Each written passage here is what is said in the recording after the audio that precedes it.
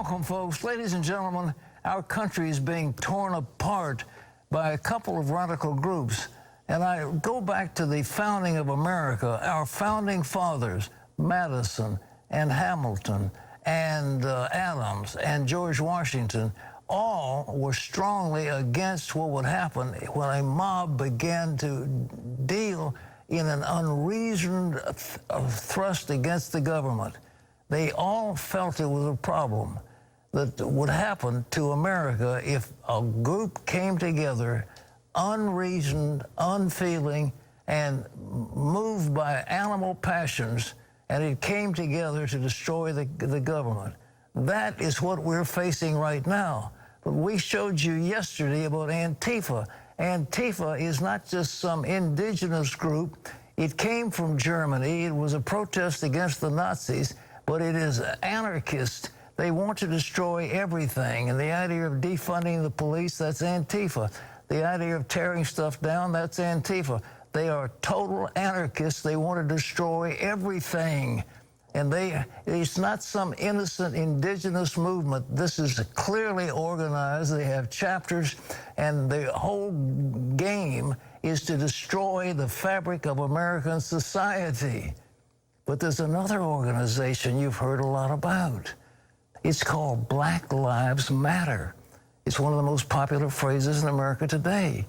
And the mantra for the protest movement ignited by the murder of George Floyd and other tragic killings by police. But who's behind an organization called Black Lives Matter? And what does this organization really stand for? You're going to be shocked when we tell you the truth. Gary Lane brings us this stunning expose. After the death of George Floyd in the custody of the Minneapolis police, the Black Lives Matter movement and the main organization have exploded into greater national prominence and gained a very wide following. Black Lives Matter! Black Lives Matter! The movement consists of many organizations, including the original Black Lives Matter group. On its website, it lists many goals, the majority of which most people would support, like we work vigorously for freedom and justice for black people, and by extension, all people. But despite such mainstream ideas, leaders of Black Lives Matter come from a far left point of view. Myself and Alicia in particular are trained organizers.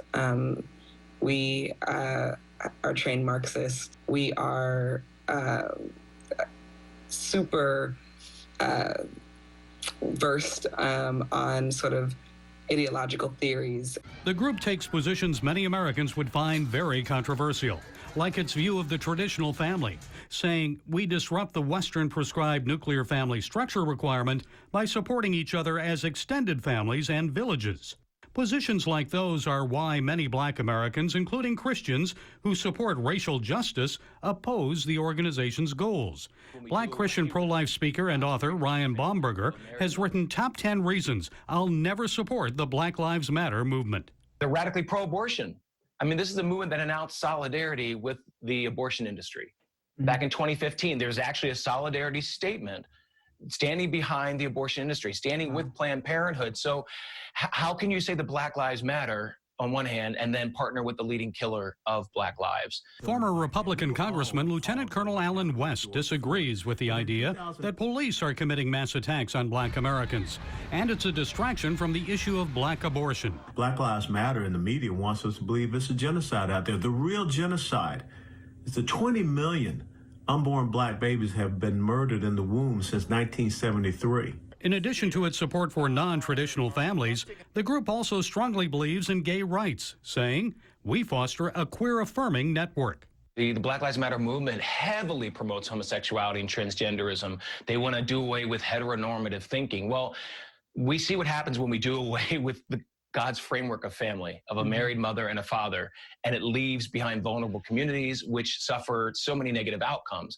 West believes the organization is simply another far-left group, speaking to it directly in a recent video. Because you don't stand for anything except the same old white progressive socialist ideological agenda that we will have nothing to do with. And Baumberger points to another key problem from a biblical perspective. They have no forgiveness, no reconciliation. There's no call for that. So as a Christian, when our salvation is predicated on reconciliation, being reconciled to God, how can we not be reconciled to one another?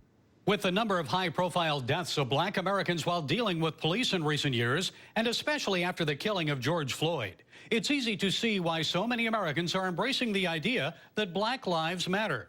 But if they take a closer look at the positions of the Black Lives Matter organization itself, they might rethink their support for that group.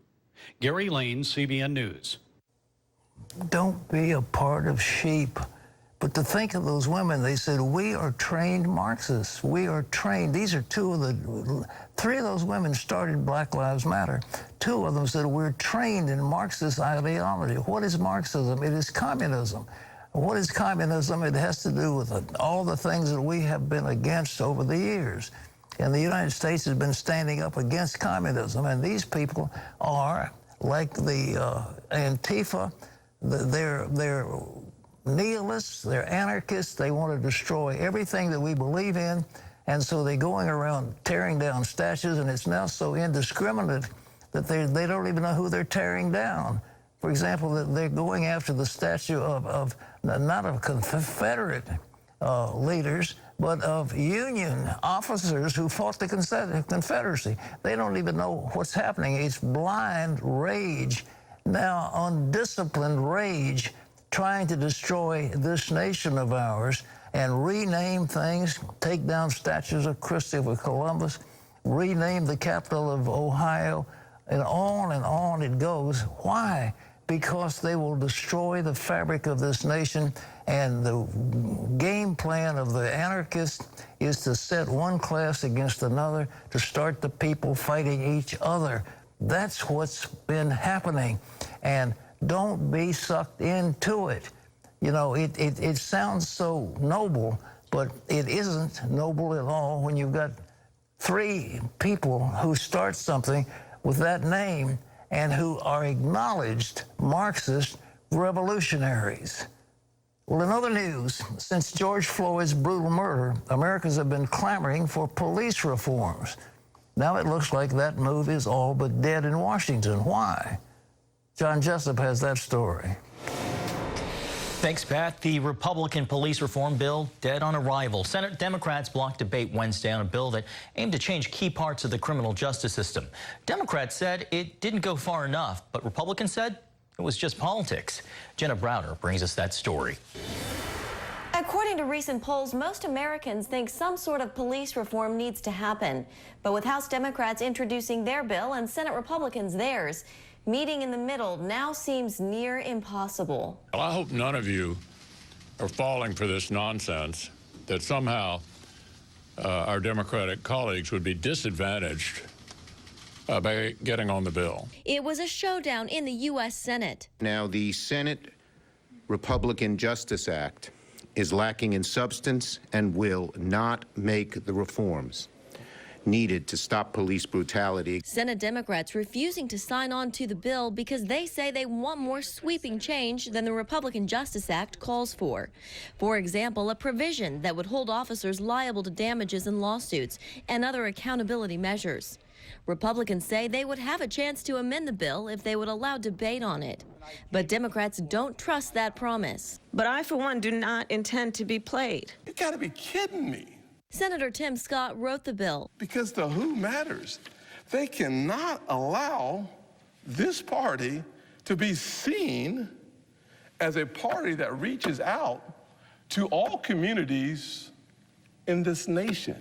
He accused Democrats of punting on the issue until after the election and abusing what he calls their monopoly on black voters. And no matter the loyalty of the people, the return they get will always continue to go down, because in monopolies, you start devaluing your customer.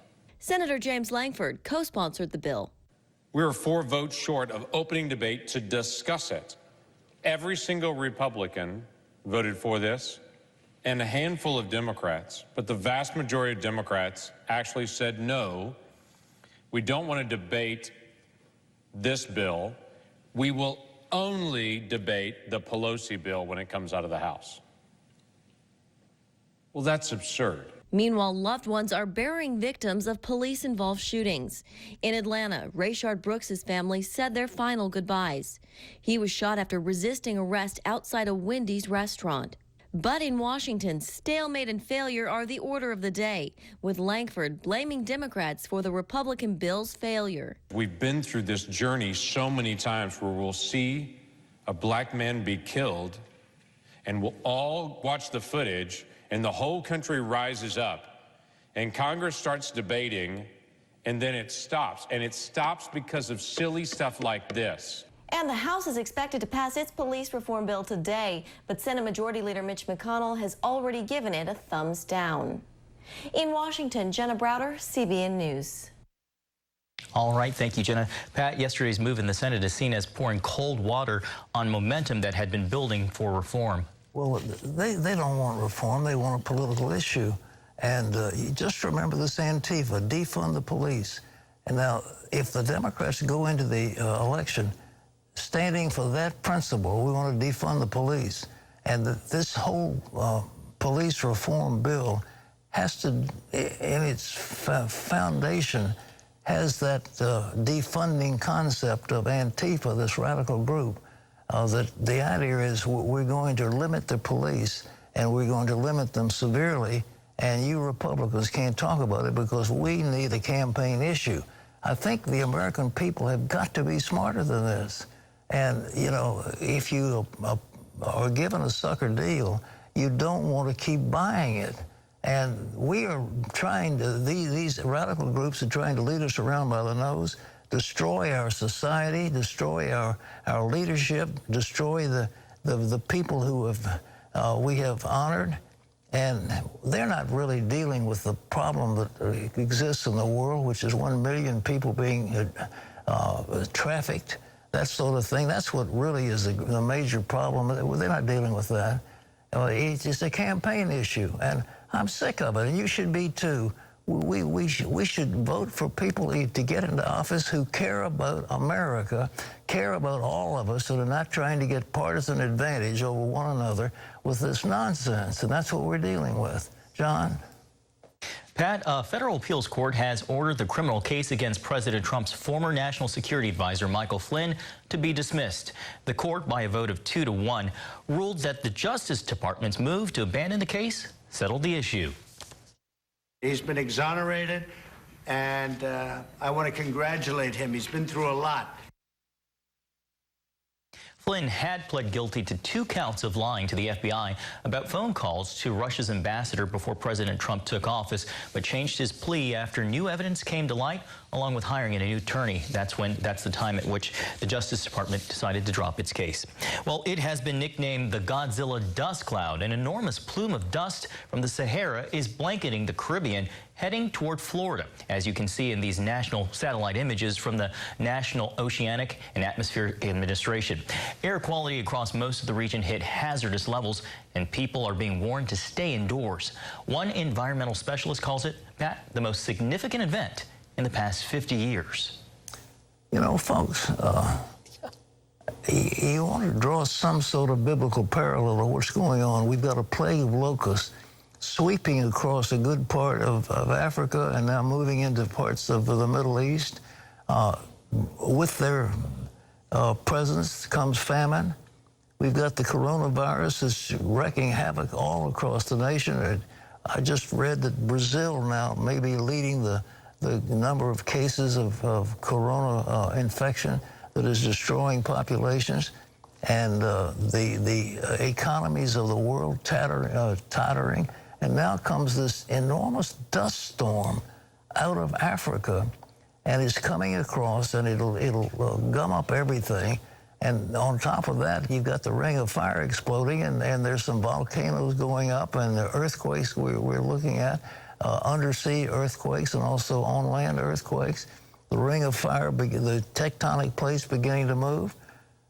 If I were you, I think I would get hold of the Lord and ask God for his mercy, because some bad things seem to be happening on earth, not to mention the fact of all this revolution we're seeing in the civil political realm that we're dealing with.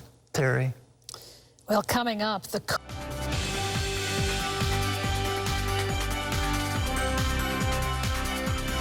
King Aliyah. It's biblical prophecy being fulfilled before our very eyes, and it means the Jewish people are returning to the Promised Land. Just before the COVID outbreak, Chris Mitchell traveled from Israel to the Ukraine for a first-hand look at this emotional journey. In the early morning, 130 Ukrainian Jews landed in Tel Aviv to begin a new life. Many see the moment when these new immigrants step onto the tarmac here at Ben Gurion Airport as the time when the words of the Bible written thousands of years ago come to life. There has never been a people who have been exiled for so long who then return to their homeland, return to their language. And so there's the prophetic reality of this that's so huge that each one of these people, Isaiah saw, Jeremiah saw, they saw them, they saw this happening, and now we are here to witness it. We are here to be part of it. Their flight marked the one-year passing of Yael Eckstein's father, Rabbi Yechiel Eckstein, the founder of the International Fellowship of Christians and Jews, now simply called the Fellowship. He always felt a calling, that it wasn't him, but God working through him to unite Christians and Jews, to bring biblical prophecy to fruition. Although their trip ended in Tel Aviv, the life-changing journey began more than 1,000 miles and a number of choices away. We wanted to find out why they made their decision. We know that Israel is the best place because we have also our relatives there, friends. Israel has many advantages. It's much safer. You just can go out at midnight and feel perfectly safe. Some saw opportunity, like 53-year-old Eugene. I know in Israel I have a future. I have job, I have pay. For some, it was a matter of faith. It's a decision not only mine, it's a decision of God. It's a decision for my family. The fellowship helped smooth the way by providing documentation, logistics, and finances to bridge the gap from their lives in Ukraine to a new start in Israel. This orientation helped provide the information about their next step. Benjamin Haddad is director of Aliyah for the fellowship. We want to get higher the joy and the hope and get less the afraid. But there is all the time this moment together in the hearts of the people, the frightened from the future, from the unknown, and the big hope and the happiness about new beginning, a new country, and a new future that is waiting for them. Each person's belongings get a number, and they're permitted 70 kilos or just over 150 pounds to start their new life. With last-minute instructions and documents in hand, some headed back to their apartments for a last-minute goodbye. It's about 11 o'clock here in Kiev, just outside the Kavalenko apartment. They're loading their last belongings, and in a few hours they'll be on their way to Tel Aviv, but they haven't told most of their neighbors. Only one neighbor from this home knows about my departure. Only one neighbor? Only one neighbor. And because you don't want the other ones to know. But why? Why don't you want them to know? Because people didn't like me, didn't want that me and my family will be happy. Because you're Jewish? Yes. The hardest part was leaving her best friend. After they finished loading their luggage, a last hug and goodbye to their best friends. The family then headed to Kiev International Airport for a few more hours of waiting before boarding their plane. It's about a 3-hour flight from Kiev to Tel Aviv. But for most of the new immigrants on this plane, this flight will be the biggest step of their lives. A safe landing on a new land. Now I appear in my real motherland. I returned with my children and my husband, and now I'm so happy, so proud. The most important thing in my life. With threats to the Jewish people rising worldwide, Eckstein believes it's time for the Jews of the world to come home. The fellowship typically brings 5,000 Jews to Israel each year. Sometimes I think that the reason why Isaiah said that the Jewish people would come home to Israel in the end of days is because he knew that anti-Semitism would once again raise its ugly head, and if they didn't come home to Israel, the only country where there's a Jewish government, where there's a Jewish army, whose only only concern is protecting the Jewish people, unlike anywhere in the entire world, that there wouldn't be any Jewish people left in the world because of all the anti-Semitism. And so I look at this as you never know when the borders are going to close. You never know when it's going to be too late. And so the fellowship, as soon as we have the opportunity to bring a Jewish person home, we do it immediately. Chris Mitchell, CBN News, Kiev, Ukraine, and Ben Gurion Airport, Tel Aviv. Welcome back to Washington for this CBN News break. Secretary of State Mike Pompeo says the United States is pushing the United Nations for an extension to the arms embargo against Iran. The move comes a week after Tehran test-fired cruise missiles in a naval exercise in the Gulf of Oman and northern Indian Ocean. Iranian state TV showed the missile launches and target strikes. The Islamic Republic News Agency reported the missiles could reach up to 170 miles. Last week's drill comes after a tense naval encounter between Iranian and American forces in the Persian Gulf. Well, the Democratic National Convention this August will be nearly all virtual. The party moved its convention from a huge sports arena to a small convention center in downtown Milwaukee. Only about 1,000 people will be in attendance. The daily 3-hour program will include pre-taped and live events from around the country with fewer speeches. State delegations have been told not to travel and to plan their events from home. You can always get the latest from CBN News by going to our website at cbnnews.com. Pat and Terry will be back with more Today's 700 Club right after this.